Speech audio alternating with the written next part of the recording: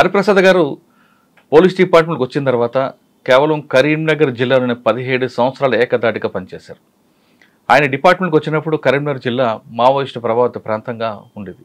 ఎటు చూసినా ఎన్కౌంటర్లు, కూంబింగ్లు జరుగుతున్నాయి. అటువంటి సమయంలో వచ్చిన ఆయన 17 సంవత్సరాలు ఆయన జర్నీ ఎలా కొనసాగింది, ఏ విధంగా ఆ సమస్యను ఎదుర్కొన్నారు అన్న విషయంతో పాటు ప్రస్తుతం జూబ్లీ హిల్స్ ట్రాఫిక్ ఉన్న ఆయన ఇక్కడ ట్రాఫిక్ సెన్స్ ఉందా లేదా ప్రజలకి, ఇక్కడ ట్రాఫిక్ వల్ల జరిగే అనర్థాలు ఎలా జరుగుతున్నాయి, చిల వల్ల చనిపోయే వారి సంఖ్య కన్నా ట్రాఫిక్లో చనిపోయే వారి సంఖ్య ఎక్కువగా ఉంది కాబట్టి దాన్ని కంట్రోల్ చేయడానికి ప్రజలు ఏం చేయాలి, పోలీసులు ఏం చేయాలి విషయాల్ని సార్ అని తెలుసుకున్నాం. సార్ నమస్తే అండి. నమస్తే. కె హరిప్రసాద్ గారు, ACP traffics, Panjagutta, Hyderabad. Sir, Hyderabad పబ్లిక్కి ట్రాఫిక్ సెన్స్ ఉందని అనుకోవచ్చా లేదనుకోవచ్చు? ఎందుకంటే రికార్డ్ చూస్తుంటే ఎక్కువ ట్రాఫిక్ వైలేటర్స్ అందరూ కూడా బాగా ఎడ్యుకేటెడ్ కనిపిస్తున్నారు. చిన్న రిక్షా పుల్లర్స్ అందరూ కూడా ట్రాఫిక్ నిబంధనలు పాటిస్తున్నారు. టోటల్గా మనం దేశవ్యాప్తంగా రికార్డ్ తీసుకుంటే మర్డర్ వల్ల చనిపోయే వారి సంఖ్య 100లో ఉంటే రోడ్డు ప్రమాదాల చనిపోయిన సంఖ్య లక్షల్లో ఉంది. ఇంకా ఇంజ్యూర్డ్ పర్సన్ అయితే దానికి డబుల్ ఉంటుందండి. దీనికి సొల్యూషన్ కావాలంటే కేవలం పోలీసులే కాకుండా పబ్లిక్ వైపు నుంచి మీకు ఎలాంటి సపోర్ట్ కావాలి? ఈ ప్రశ్న చెప్పే ముందు Khammam to Hyderabad via Karimnagar me journey చెప్పండి. మురళీధర్ గారు, నా ప్రయాణం అనేది యాక్చువల్గా 1996 బ్యాచ్గా నేను సబ్ ఇన్స్పెక్టర్గా సెలెక్ట్ అయ్యాను. నేటివ్ వచ్చేసి ఖమ్మం, తల్లాడ మండలం మాది. ఒక విలేజ్, శంకర్రావు మా ఫాదర్ పేరు, మదర్ నాగరత్నం. నేను బేసికల్గా అగ్రికల్చర్ ఫ్యామిలీ, వ్యవసాయం ఉన్నది మాకు. మా ఊర్లో మంచి ఏరియా కదా సార్, అది చాలా బాగుంటుంది. చాలా బాగుంటుంది అగ్రికల్చర్ గా. మా విలేజ్ లో పర్టికులర్ కాటన్ మిర్చి బాగా వేస్తారు. మామిడి అన్ని కూడా బాగుంటాయి. మామిడి కూడా, నాకు మామిడి కూడా మ్యాంగో ఉన్నది, నాకు ఇష్టం. చిన్నప్పటి నుంచి కూడా నేను మ్యాంగో గార్డెన్, కొంచెం ముందుకెళ్తే ఆంధ్ర బోర్డర్ కదా. Yes, exactly.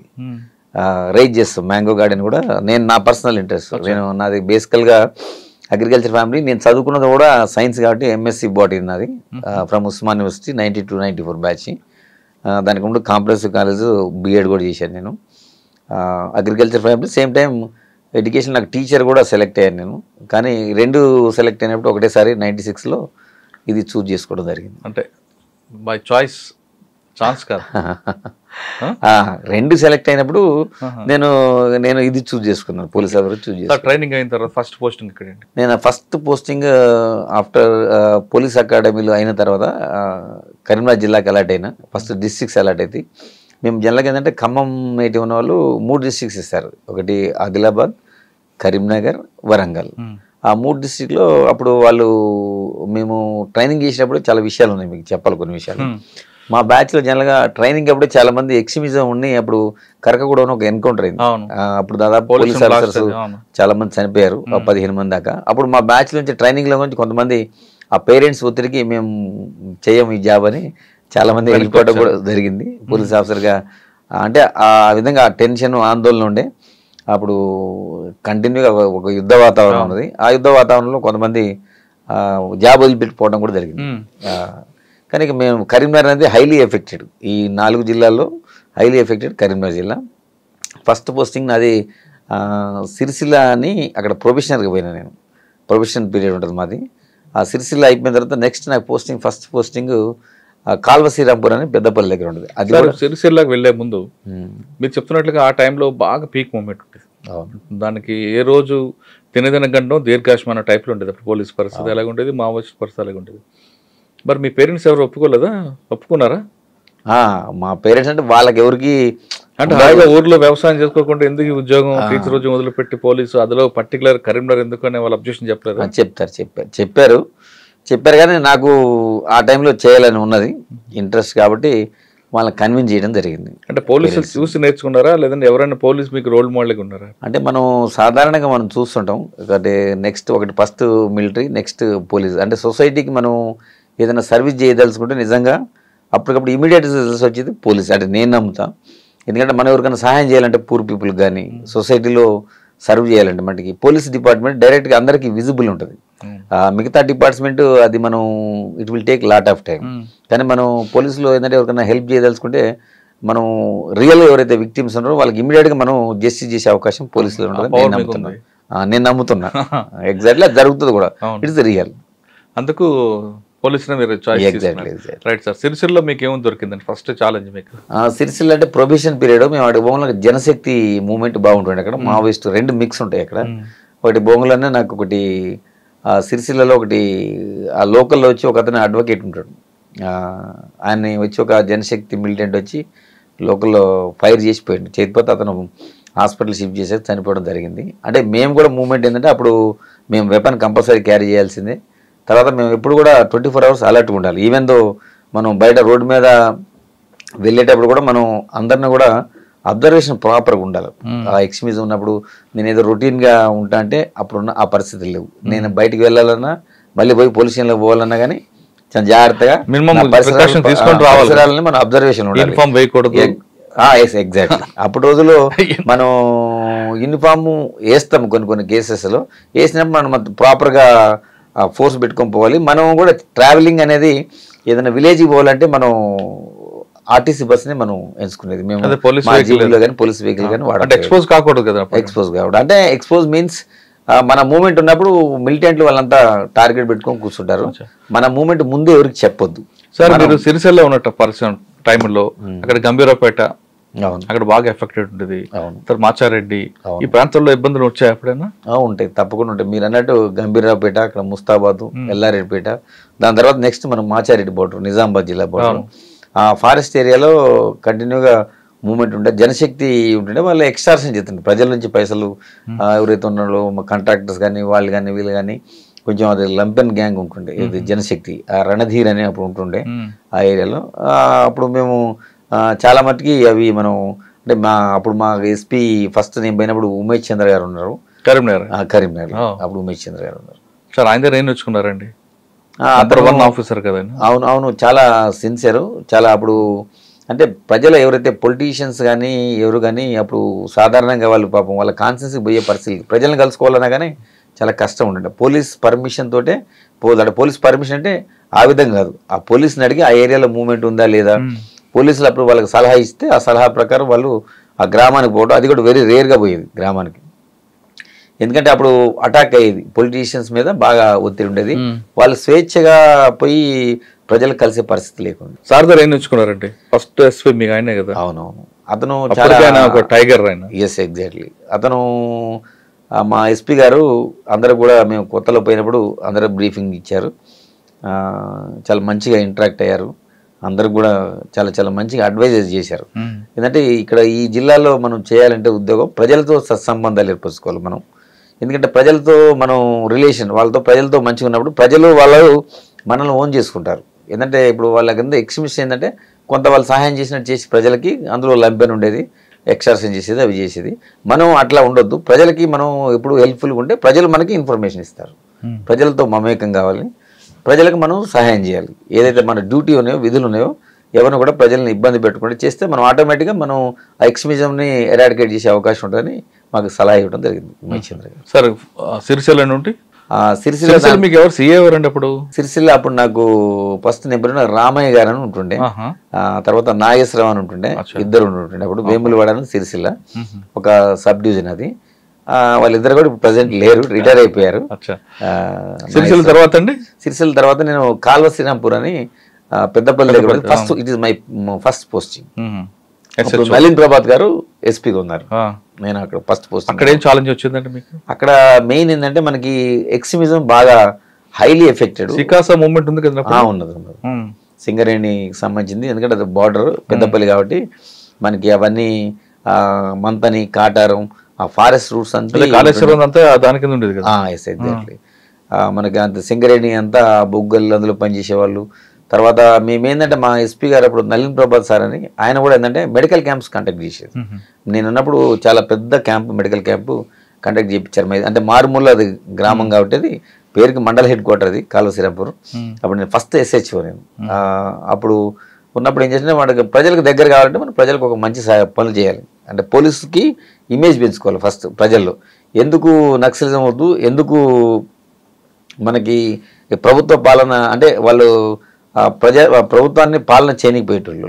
ఎందుకంటే వాళ్ళే వచ్చి ఫారెస్ట్ విలేజ్లోకి వచ్చి ఆక్యుపై చేసి అక్కడున్న ఎవరైనా పొలిటీషియన్ వాళ్ళని చంపేయటం, తర్వాత పాలన అనేది లేదు. అంటే వాళ్ళు ఆధీనంలో తెచ్చుకొని ప్రయత్నం చేసేది. అది మనం ఓవర్కమ్ చేయాలంటే మనం ప్రజల్లో మంచి పేరు తెచ్చుకుంటే మెడికల్ క్యాంప్ చాలా పెద్ద క్యాంప్ పెట్టినాం అక్కడ, బిగ్ క్యాంప్. ఎందుకంటే అప్పుడు రోజులు అంత అవేర్నెస్ లేదు, రకరకాల డిసీజ్ ఉంటాయి ప్రజలకి, అంటే హాస్పిటల్ పోయే పరిస్థితి ఉండదు, పూర్నెస్ ఉన్నది, అంటే ఫారెస్ట్ ఉన్నది.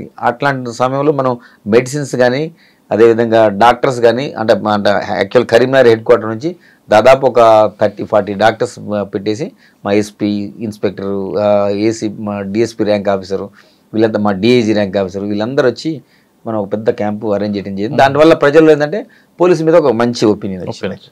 సార్ మీరు ఖమ్మం జిల్లా తల్లాడ మంచి వ్యవసాయం కుటుంబం, చుట్టూ బాగుంటుంది. అక్కడ నుండి మీరు సిరిసిల్ల నుంచి అటు వెళ్ళారు, ఒక కంప్లీట్ డ్రై ఏరియా, అది అంతా అన్నలు ఆడావిడ కనిపిస్తుంది. ఆ వాతావరణం అలవాటు చేసుకోవడానికి ఎన్ని రోజులు పట్టింది మీకు?